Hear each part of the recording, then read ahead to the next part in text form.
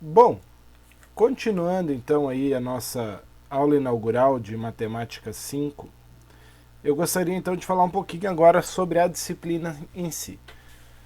O conteúdo dessa disciplina, ele é essencialmente formado por geometria. Você pode ver aqui que a gente vai trabalhar 3 aspectos da geometria. A gente vai começar o semestre falando de geometria de posição, que é uma parte da geometria onde a gente faz pouquíssimos cálculos, onde a gente praticamente não faz nenhuma mensuração de tamanho, mas a gente posiciona os corpos geométricos.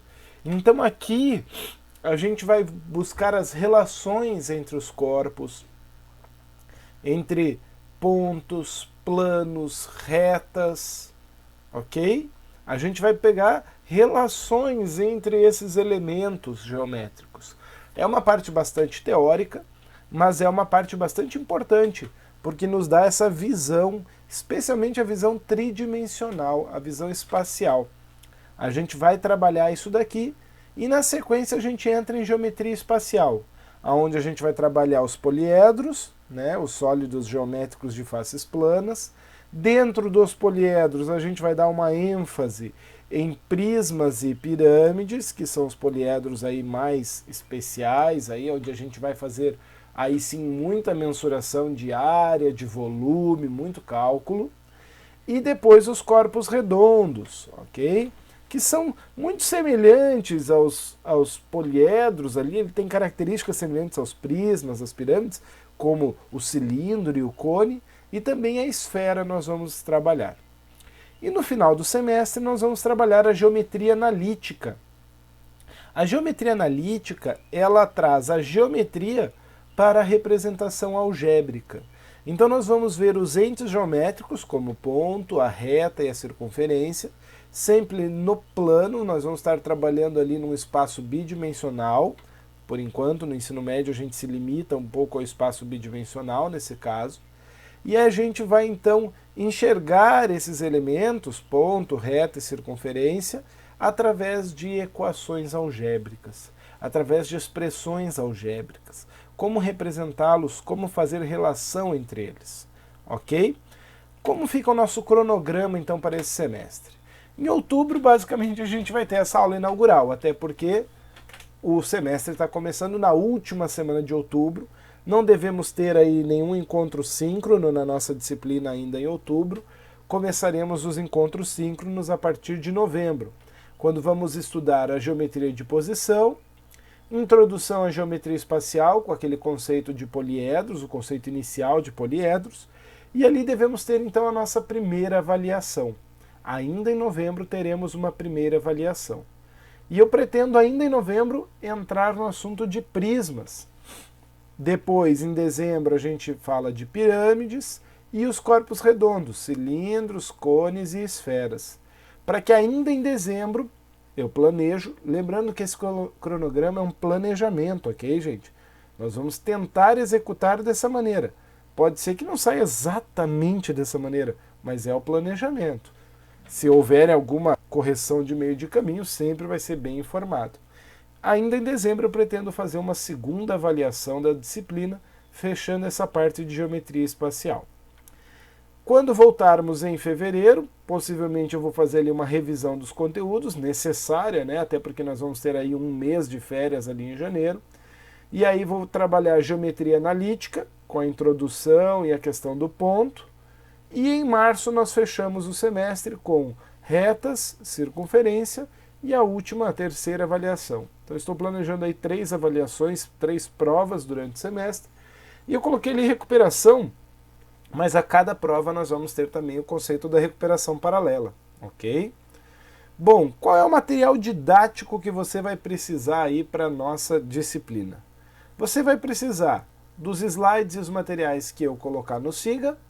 Não precisa imprimir, basta que você tenha isso aí baixado no seu celular, no seu computador, para que você possa consultar durante os estudos, para que você possa consultar durante os exercícios, ok? Então é importante ter esse material em mãos. As videoaulas no YouTube, essenciais, ok? Material didático essencial, porque é ali que eu vou estar explicando todo o conteúdo. Então sempre assista todas as videoaulas, tenha lá o link do canal, fácil acesso para você. Caso você tenha uma dúvida durante a resolução do exercício, você consiga ir lá e assistir novamente aquela aula para rever e fixar melhor o assunto. As gravações das aulas síncronas, como a gente vai fazer dentro da plataforma Moodle, as gravações elas ficam automaticamente salvas lá na linha do tempo da nossa disciplina, então isso facilita bastante, tá, pessoal? Então tenham aí as gravações das aulas síncronas também como um material de estudo, um material didático. E lógico, a sua calculadora científica. Professor, posso usar do computador? Ah, você está em casa, né? Mas é legal ter uma ferramenta boa na mão, tá? Eu acho viável, eu acho importante que você tenha aí a sua científica. Você já está no módulo 5, você provavelmente já chegou aqui com ela, ok? E vai continuar usando, porque vai ter alguns cálculos um pouquinho pesados, um pouquinho trabalhosos ali, e com a científica a gente tira de letra, tá bom? Bom, como vai ser a avaliação esse semestre? A avaliação ela vai estar baseada nesses 3 pilares: participação, as listas de exercício e, lógico, as provas. De que maneira eu vou avaliar a sua participação? Se você faz o login nas aulas síncronas e se você participa efetivamente nessas aulas. Então eu vou avaliar a tua participação vendo se você está logado, está lá online na aula, e se você está participando efetivamente, ou seja, você faz perguntas, você traz as dúvidas, você responde quando o professor pergunta, isso é muito importante, muito relevante também. Tudo isso vai ser então avaliado durante o semestre, ok?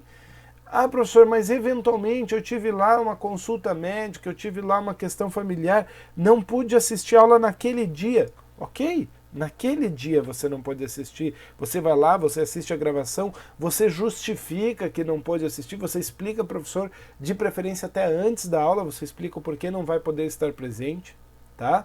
Mas, se isso for rotineiro, aí isso vai pesar contra você, inclusive na sua nota, que eu já vou falar daqui a pouco. As listas de exercício, elas vão aparecer ou no Moodle, dentro da mesma plataforma onde a gente vai ter aquela nossa sala virtual, ou talvez no Google Forms, tá? Pode ser que eu coloque ali também, faça alguma coisa no Google Forms, porque eu já tenho alguns materiais pré-prontos ali no Google Forms, talvez eu trabalhe a lista dessa maneira. Serão questionários de até 5 exercícios por semana, ou seja, toda semana vai ter lista de exercícios, ok? Toda semana, toda aula teve conteúdo, tem lista de exercícios. Agora, na primeira semana, a gente tem essa aula inaugural. Não tem lista de exercício. Mas eu já vou preparar o vídeo do conteúdo da nossa primeira aula síncrona. Porque você vai ter que assistir as aulas do YouTube primeiro para ir para a aula síncrona sabendo o assunto. E depois daquela aula síncrona, eu já vou liberar então uma lista de exercícios para você. Não deixe acumular. Imagine que na primeira semana o professor passa 5 exercícios, na segunda mais 5, na terceira mais 5... e você não fez nenhum até agora. Você já tem 15 exercícios para fazer. E o prazo é até a data da prova.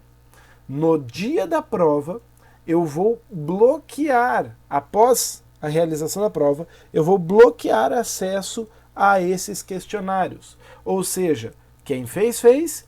Quem não fez, não faz mais. Quem fez vai ter direito, então, à bonificação que a lista de exercícios vai dar, e eu vou explicar ela na sequência. As provas, elas também vão acontecer. Provavelmente as provas aconteçam na plataforma Moodle, ok?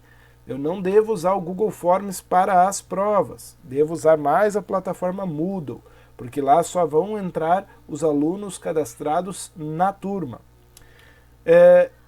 Eu vou buscar trabalhar ela no horário da aula. Eu vou liberar ela com alguma antecedência, e eu também vou dar aí uma carência maior de prazo depois.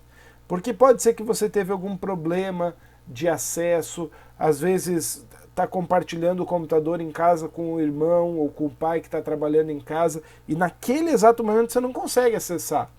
Então ele vai ter um espacinho um pouquinho maior, porém vai ter um tempo determinado. Eu coloquei aqui 2 horas de duração, mas pode ser que, dependendo da prova, isso varia um pouquinho. Às vezes eu faço uma prova que é mais curta, que eu entendo que dá para resolver em menos tempo, eu vou diminuir. Isso aqui é o tempo para a execução da prova. Ou seja, eu vou abrir o questionário às 9, vou deixar ele aberto até 1 hora da tarde, por exemplo. 4 horas está aberto o questionário. Mas, a partir do momento que você acessar o questionário, você tem 2 horas para concluí-lo. E veja, vai ser um acesso único. Você não vai poder sair e voltar no questionário, fechar e abrir de novo. A partir do momento que você fechar, você enviou as suas respostas. E se der o tempo das 2 horas, você envia automaticamente as respostas. Ou seja, se ficou alguma questão em branco, ficou em branco. É como se entregasse uma prova com questões em branco.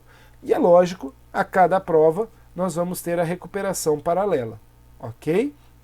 No próximo vídeo eu vou falar sobre os valores dessas avaliações e também vou dar mais alguns detalhes sobre a nossa disciplina. Então, para não deixar esse vídeo muito grande, vou parar aqui e a gente continua no próximo vídeo.